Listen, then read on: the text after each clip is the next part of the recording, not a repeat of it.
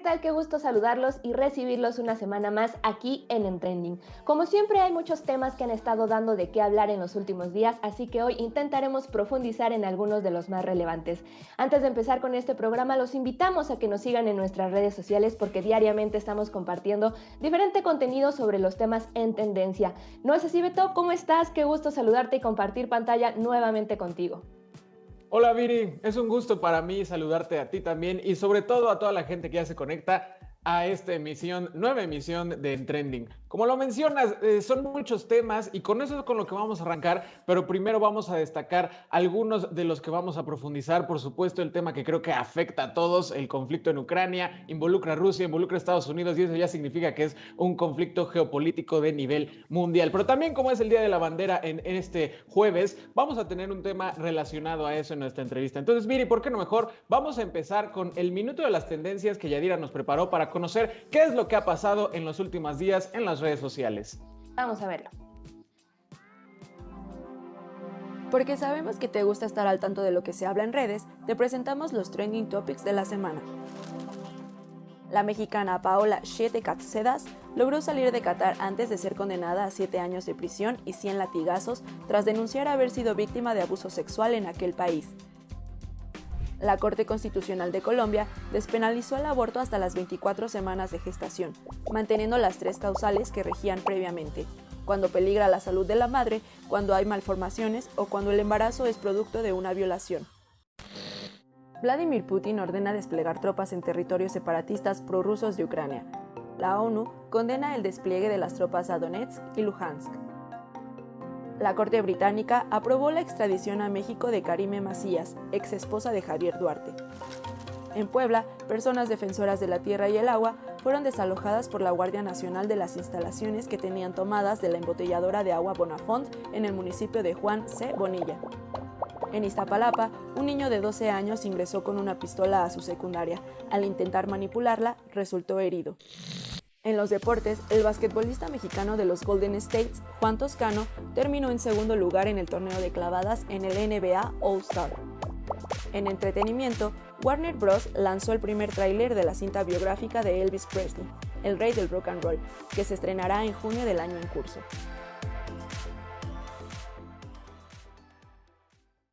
Y bueno, pues hoy 24 de febrero conmemoramos el Día de la Bandera en México, uno de nuestros símbolos patrios, al igual que el himno y el escudo nacional. Es en este último en el que nos queremos detener para hablar sobre el águila real, una majestuosa ave protagonista en el escudo nacional y también con un gran simbolismo para nuestra cultura desde la época prehispánica, pero que además de todo esto, pues posee una gran importancia biológica. Así que vamos a comenzar con la entrevista del día de hoy, ¿no, Beto?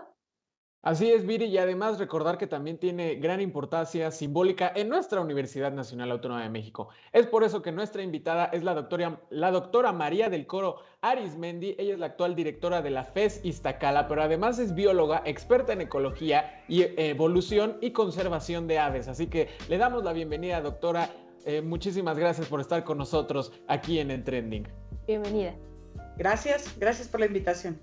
Doctora, pues para comenzar de lleno con esta entrevista nos gustaría saber primero que nada cómo es actualmente la situación y el panorama que pues enfrenta el águila real en nuestro país. Miren, el águila real en México es una especie residente que se distribuye en el norte del país, en las zonas áridas, semiáridas y boscosas, en el norte del país, norte-centro, ¿no? Llega hasta el centro del país. Es una especie que no es muy común, no es que haya miles de águilas en el hábitat natural, y nunca es que haya habido miles, porque son animales, son grandes depredadores, son los grandes depredadores de la naturaleza. Entonces no son muy abundantes, y en México tiene una larga historia de conservación.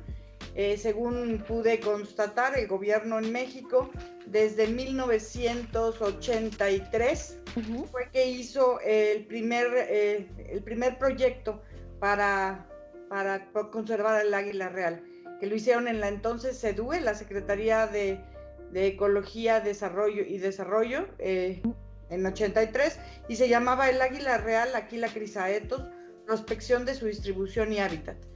En ese estudio encontraron 20 áreas de anidación que estaban en Zacatecas, Durango y San Luis Potosí.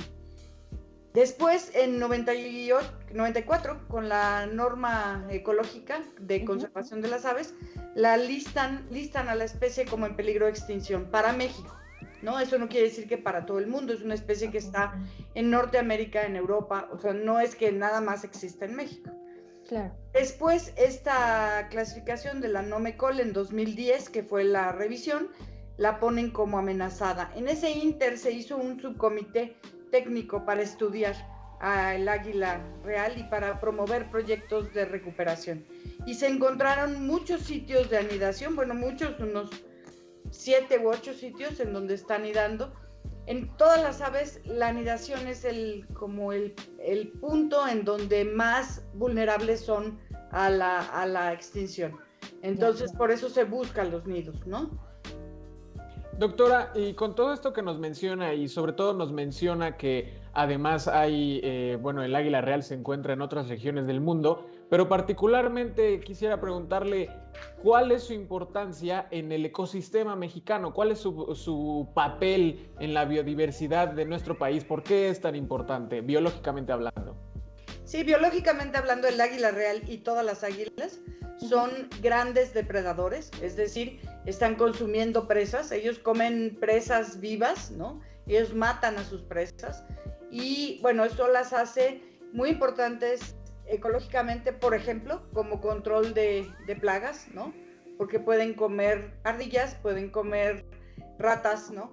Que pueden ser potencialmente destructivas para los cultivos, ¿no? Claro. Son como el último eslabón en la cadena alimenticia, ¿no? Las plantas y, bueno, las bacterias serán el primer eslabón, al final están las águilas. Entonces, cualquier cosa que tú le hagas al último eslabón, pues te vas a llevar a un montón y vas a causar un montón de cambios, ¿no? Si tú quitas a las águilas, vas a causar cambios en las poblaciones de los roedores, de las víboras, de todo lo que se coman, porque les estás quitando la presión. Ajá. Entonces es muy importante conservar a todos estos altos depredadores, al jaguar, al águila, ¿no? Todos estos son el alto eslabón ecológico en la cadena alimenticia. Ya, de acuerdo, doctora. Y bajo este panorama, entonces, ¿cuáles nos diría que son esas principales amenazas que enfrenta hoy esta especie tan emblemática de nuestro país? La primera, como todas las aves de México, es la transformación del hábitat.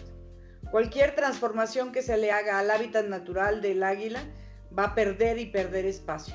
Esto, si lo hilamos con el cambio climático, que nos está haciendo que cada vez sea más caliente la temperatura, pues entonces van a perder más hábitat, ¿no? Es como echarle más leña a la hoguera, ¿no? Ponerle más presión a la especie. Después hay otras.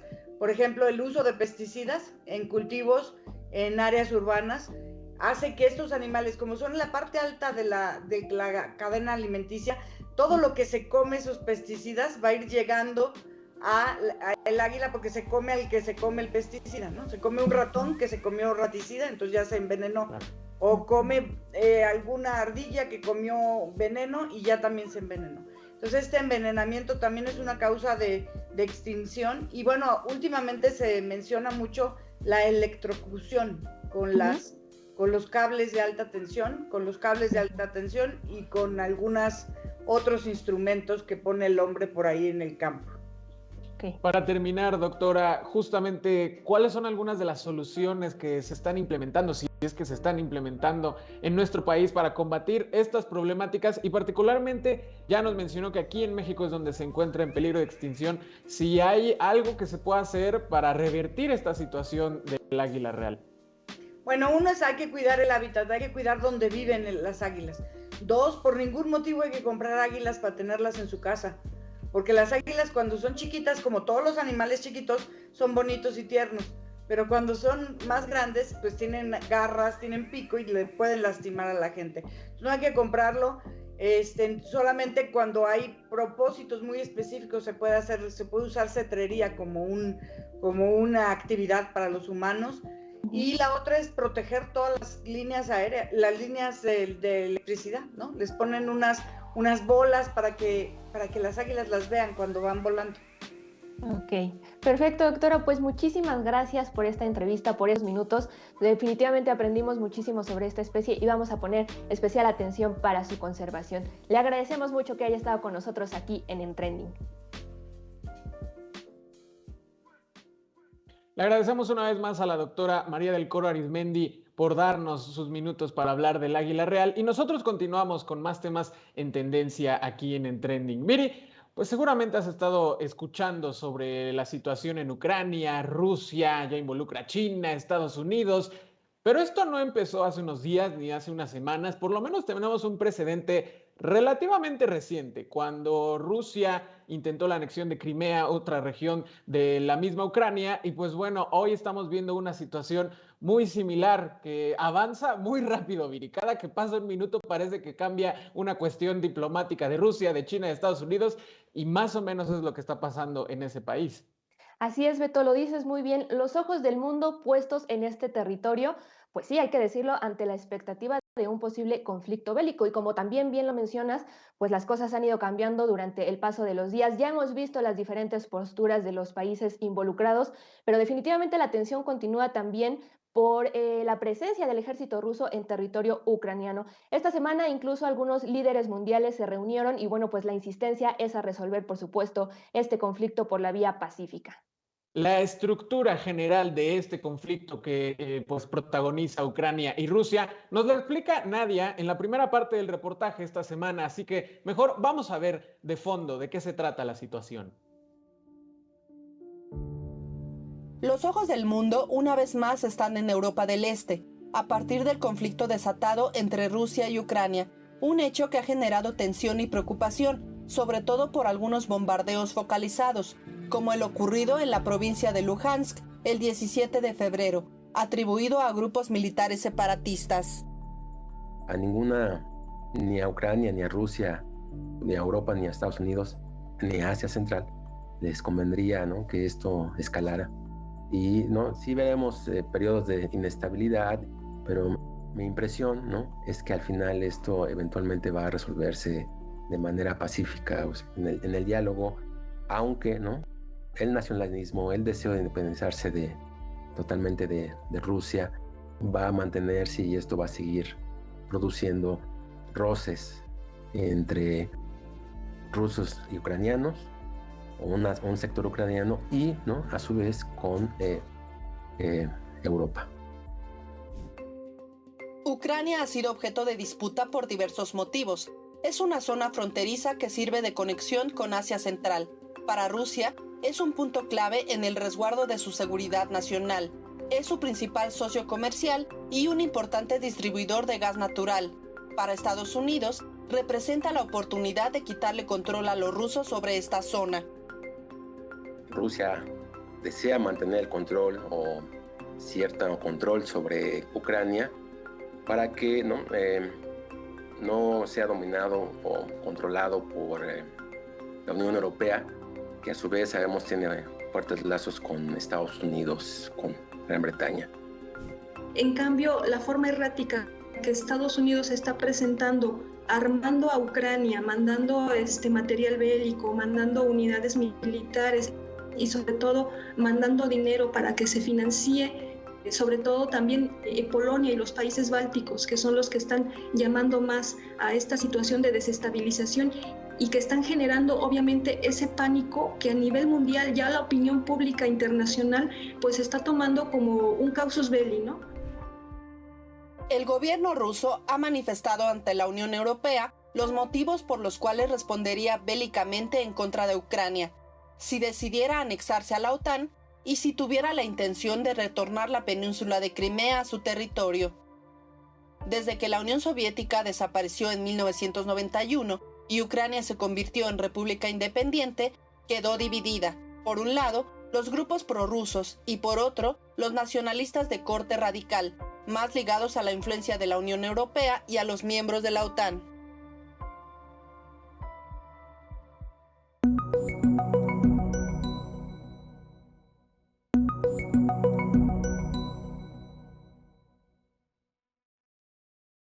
Regresamos a En Trending y ahora continuamos con la información más relevante de nuestra universidad durante los últimos días. Y es que en la UNAM se está regresando a las actividades presenciales en todos los planteles e institutos de trabajo. Específicamente, se hizo un exhorto a los consejos técnicos de cada facultad y escuela a que además se acelere el regreso de estudiantado y trabajadores, Viri. Así es, Beto, y siguiendo con temas relacionados con la pandemia, hace unos días la Facultad de Medicina recibió el premio UDUAL Ciencia e Innovación en el combate contra la COVID-19 que entrega la Unión de Universidades de América Latina y el Caribe. Esto como reconocimiento al servicio proporcionado de manera gratuita en la unidad temporal para la atención de pacientes con COVID. Definitivamente una gran labor de nuestra universidad en beneficio de toda la sociedad mexicana, ¿no es así? Y siempre las instancias de la ciencia poniendo en gran nombre a nuestra universidad, como lo están haciendo científicos del Instituto de Química en colaboración con la Fundación UNAM, ya que están investigando cuáles son las bacterias resistentes a los antibióticos que más afectan a los mexicanos. Esto con el objetivo de diseñar fármacos que las combatan. Viría un problema que podría representar algo mayúsculo para toda la humanidad en nuestro país, ya está siendo atendido por nuestros científicos. Definitivamente, Beto, qué bueno, pero otra investigación también de gran relevancia es la que se realizará a partir del Diplomado Internacional de Endocannabinología, que permitirá profundizar más en el uso medicinal de la cannabis y los cannabinoides. Esto impulsado por el Programa Universitario de Investigación en Salud de la UNAM y la Asociación Mexicana de Medicina Cannabinoide ACE. Para mayores informes, los invitamos a consultar la página que aparece en pantalla. La cannabis, también mejor conocida como la marihuana, pues ha sido tema de mucho debate en las últimas décadas y ya sea por su uso lúdico o por su uso medicinal, Viri, pues bueno, seguimos conociendo cuáles son los efectos que tienen en las personas que consumen esta planta. Sobre eso justamente es lo que va el proyecto UNAM que Pau nos preparó. ¿Cómo es que nuestra universidad ha estado investigando en años recientes esta planta? Así que ¿te parece mejor si vamos a ver la nota de Pau? Vamos con la información.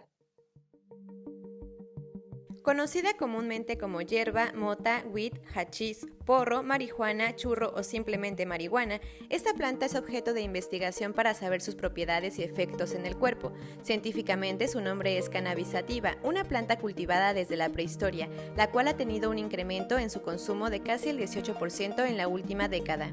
Su consumo recreativo continúa en proceso de regulación y su uso para fines científicos y de investigación es muy limitado en México. Esto impide conocer más de los efectos de la planta para el organismo.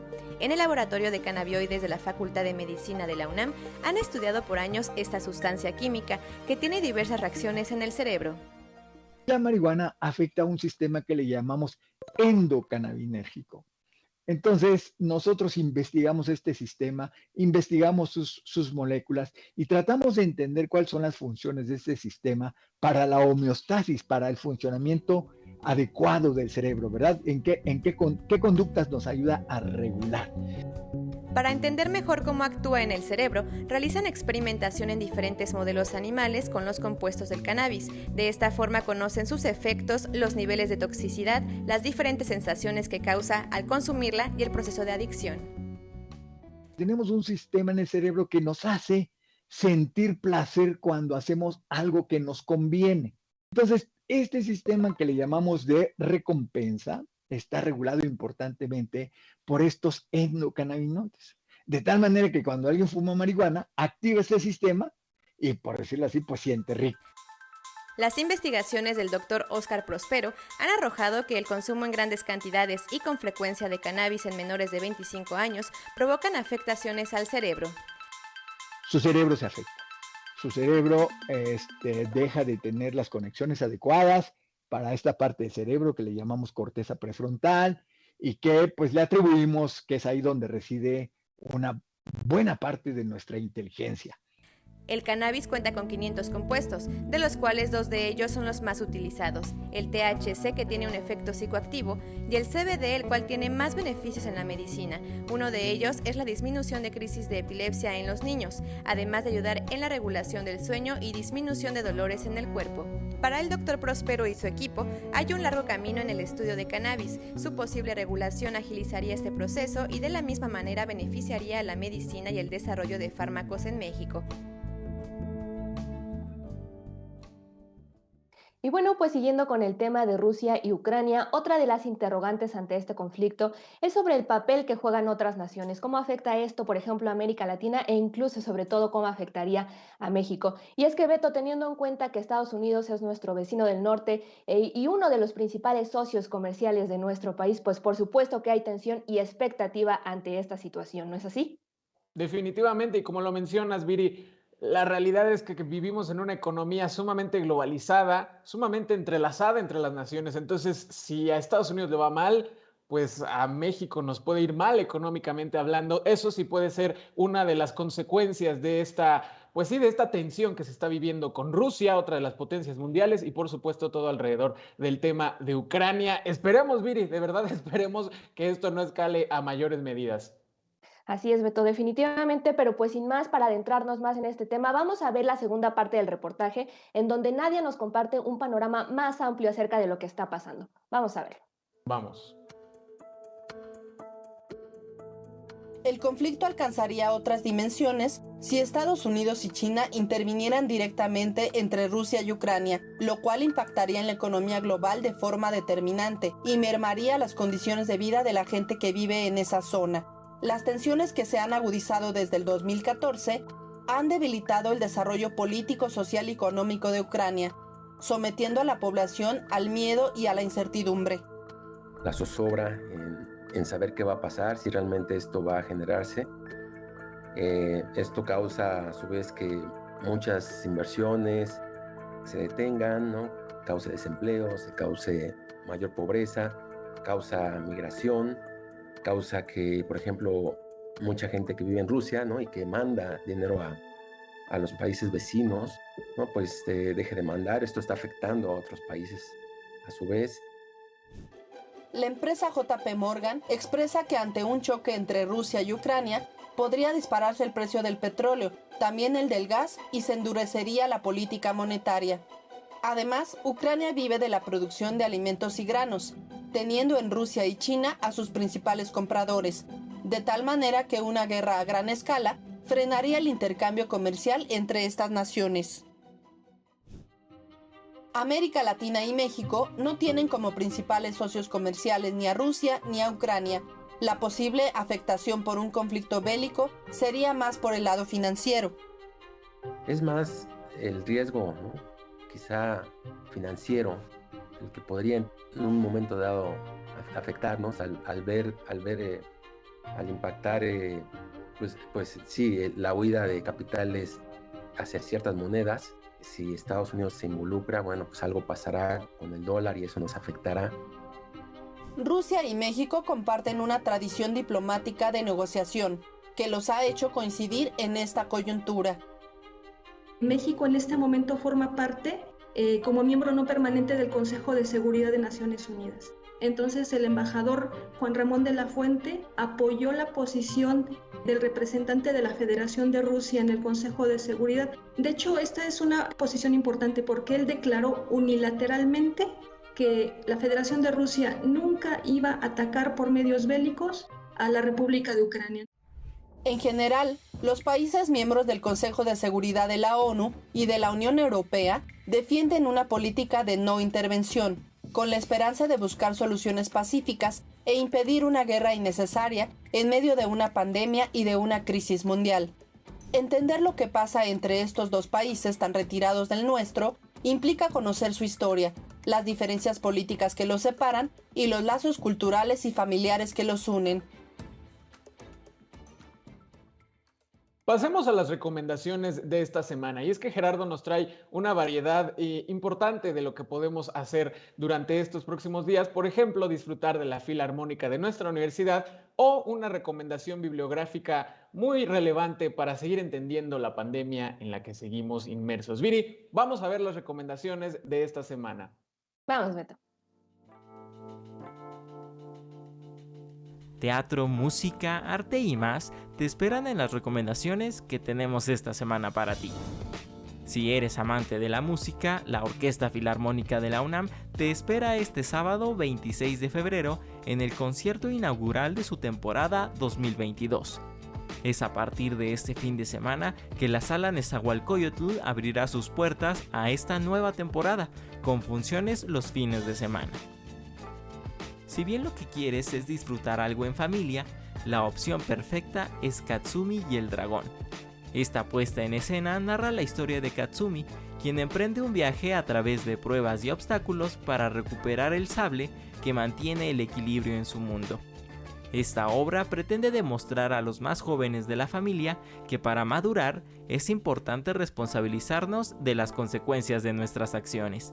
No te la pierdas en el Teatro Benito Juárez todos los sábados y domingos hasta el 13 de marzo.